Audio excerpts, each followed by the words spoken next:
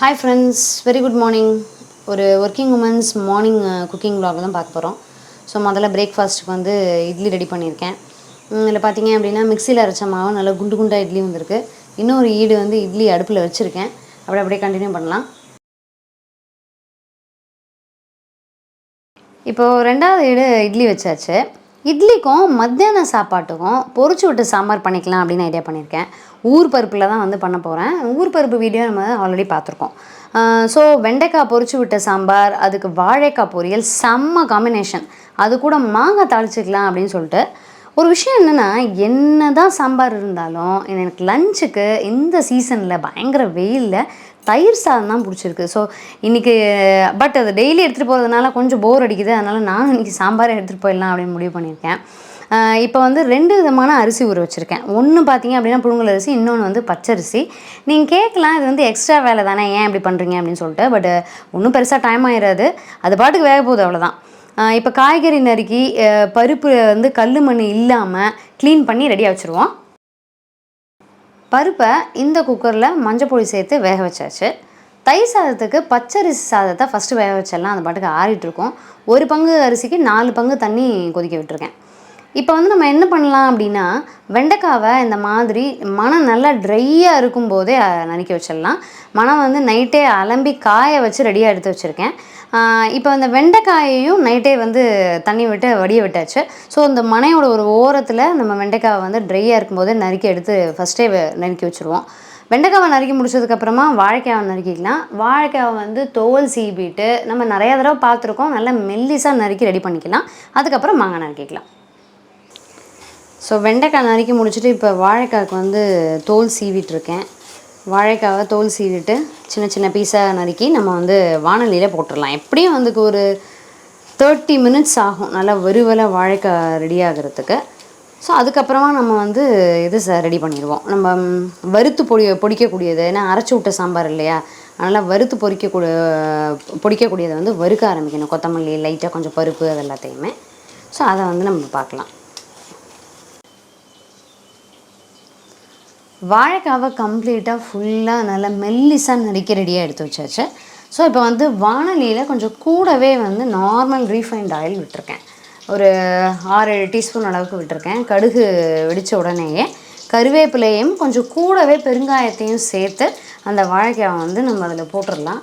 கிட்டத்தட்ட ஒரு 20-30 நிமிஷத்துக்குள்ளே அது வந்து நல்ல வறுவலாக நமக்கு கிடச்சிடும். இப்போ அடுத்தது நம்ம அரைச்சி விட்ட சாம்பாருக்கு என்னென்ன வறுக்கிறது அப்படிங்கிறத நான் வானலியில் போட்டுட்டு உங்களுக்கு வந்து காமிக்கிறேன். பருப்பு வந்து வெந்தாச்சு. ஸோ இதை வந்து ஒரு பாத்திரத்தில் ரெடியாக எடுத்து வச்சுட்டு இந்த குக்கரில் தான் புழுங்கரிசி சாப்பாடை வந்து வைக்க போகிறேன்.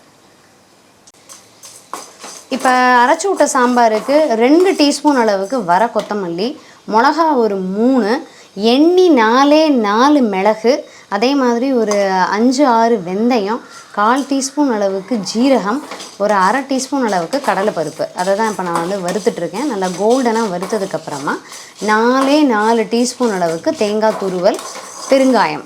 பெருங்காயம் வந்து ஒரு 1/2 டீஸ்பூன் சேர்த்திங்க அப்படின்னா கரெக்டாக இருக்கும். ஸோ அதையும் சேர்த்து இதில் வந்து நம்ம வறுத்துக்கலாம். சிம்மில் வச்சு தான் வறுத்துட்ருக்கேன். இப்போ நம்ம இந்த குக்கர் வந்து பருப்பு வச்சுருந்தோம் இல்லையா, அந்த குக்கரை நீட் பண்ணி ரெடியாக எடுத்து வச்சாச்சு. அதில் வந்து இப்போ புழுங்கல் அரிசி சாப்பாடை வந்து ரெடி பண்ணிடலாம். இப்போ அந்த வறுக்க வேண்டிய பொருள் எல்லாத்தையுமே வறுத்து அதை வந்து அரைச்சதுக்கப்புறமா நம்ம சாம்பாரில் வந்து சேர்த்துக்கணும். சாம்பார் பொடி இப்போ நம்ம மிளகாவோடு சேர்த்து அரைக்கிறதுனால அதனுடைய காரம் வந்து கரெக்டாக இருக்கும். ஸோ அதனால் சாம்பார் பொடி வந்து பேருக்கு ஒரு 1/2 டீஸ்பூன் போட்டால் போதும். ஸோ இப்போ நம்ம வந்து குக்கரை வந்து க்ளோஸ் பண்ணிடுவோம்.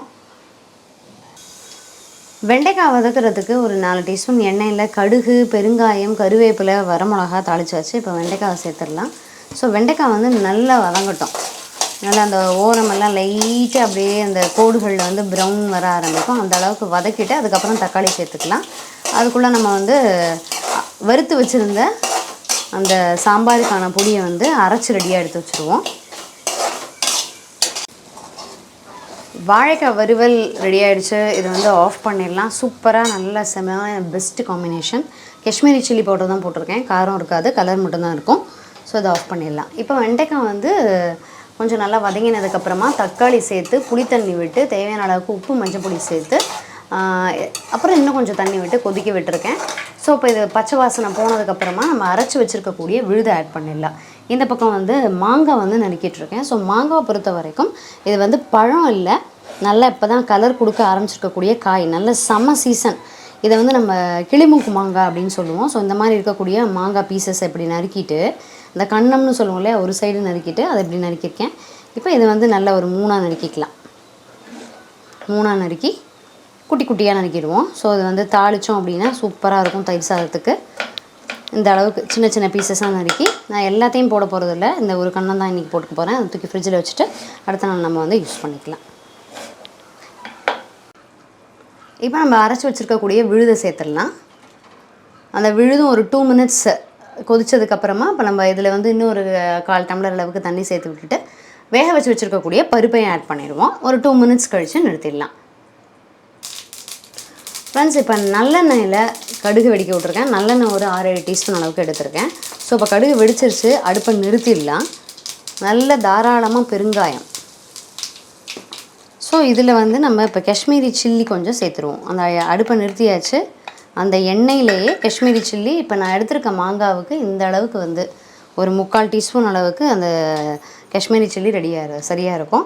ஸோ இப்போ அதிலே வந்து நம்ம நறுக்கி வச்சுருக்கக்கூடிய மாங்காவை போட்டுடலாம். இதில் ரொம்ப ரொம்ப நோட் பண்ணக்கூடிய பாயிண்ட் என்ன அப்படின்னா, நான் வந்து கடுகு வெடித்த உடனேயே அடுப்பை நிறுத்திட்டேன். ஸோ அதனால் அப்படி போட்டு தேவையான அளவுக்கு உப்பு சேர்த்து ஆட் பண்ணிட்டோம் அப்படின்னா மாங்காய் சூப்பராக ரெடி ஆகிடுச்சு. கலர் தான் உங்களுக்கு நல்லா சூப்பர் பிரைட்டாக இருக்குது, பட் காரம் இருக்காது. மாங்காய் தாளிச்சாச்சு, தயிர் சாதத்துக்கு பெஸ்ட்டு காம்பினேஷன். ஸோ ஃப்ரெண்ட்ஸ், அருமையாக வாழைக்காய் வறுவல், மாங்காய் வந்து தாளிதம், அதே மாதிரி வெண்டைக்காய் பொரிச்ச குழம்பு, அதாவது அரைச்சி விட்ட சாம்பார் பொரிச்ச குழம்பு அப்படின்னு சொல்லுவோம். இது வந்து புழுங்கலரிசி சாப்பாடு, பச்சரிசி சாப்பாடு எல்லாம் ரெடியாக இருக்குது. காலம்புற பிரேக்ஃபாஸ்ட்டும் ரெடியாக இருக்குது. ஸோ எல்லாமே முடிச்சாச்சு. நீங்களும் இந்த காம்பினேஷனை ட்ரை பண்ணி பாருங்கள். ட்ரை பண்ணி பார்த்துட்டு எப்படி இருந்ததுன்னு சொல்லுங்கள். இன்னும் ஒரு நல்ல அருமையான வீடியோவில் சந்திக்கலாம். தேங்க்யூ.